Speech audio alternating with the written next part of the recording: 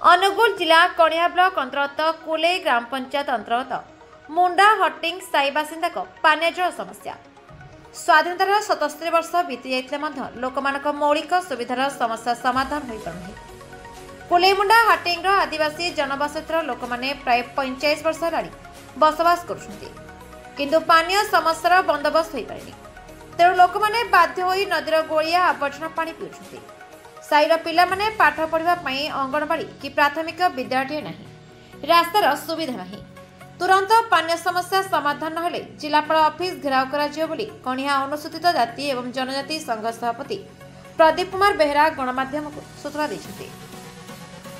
Bureau report दमन TV news. एई पानी session रे धर सरकार गवर्नमेंट दउची आमे अंधकार बइचू हमर एठी बस्ती नाही घर नाही एई संसार रे आमे कोन चली किना कोन भगवान कर आज्ञा जय जगन्नाथ कहूचे गुटिया जे आपण गवर्नमेंट सब को देले हमको कोन एई गरीब श्रेणी को कोन पई फेल मारिले हां एक नंबर कहले राज्य सरकार उड़ीसा सरकार एडी पानी समस्या नाही पानी कोडू खाउ हमें जल हमें आज्ञा सुनंतु एडू पानी आनु जरा ओइला पानी नदीरु हेडा ओइला पानी खाइले रोग बेमार पीड़ित होइकिना पडू स्थानीय लोक घर मिली घर किछि हमरो इंदिरास नाही किछि नाही हमरो किछि सुविधा भी नाही हमको कई अंधाकार रे पके दीजो रास्ता घाट भी नाही प्रश्न पर दाबी आपन कोन रहबो हमरो कहउछु जे आज्ञा हमको सुविधा कर दउंतु जा चल गवर्नमेंट रिलेशन जा अछि हमको दे दउंतु आपन को कुटी कुटी नमस्कार। अरे ना ये साइड पानी सुविधा नहीं कौन पानी सुविधा नहीं जो जगह सुविधा नहीं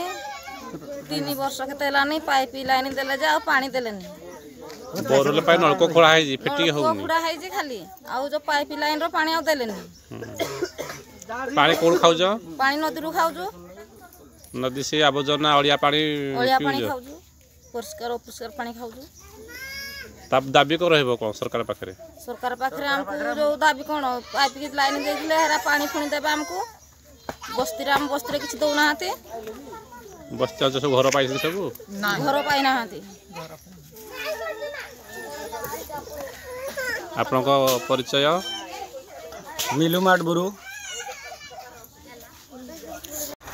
आगो आपन कोन योजना छै देखंतु आज्ञा आमे हेलो एठी जो मान रहिले माने निष्पेषित अवहेलित गरीब लोक एडी अछंती एमाने एपंत कोनसी मौलिक अधिकार पाइले नै सरकार तरफ जोड़े कहला प्रथम समस्त आप शुणिले कौन कहले जे पाइपलाइन जाइए पानी नहीं घर कर पटाटी भी पाई ना हाँ या आम निहाती भाव में कौन प्रकार सरकार न कले आगामी दिन में जिलापाल ऑफिस पूरा घेराव करूँ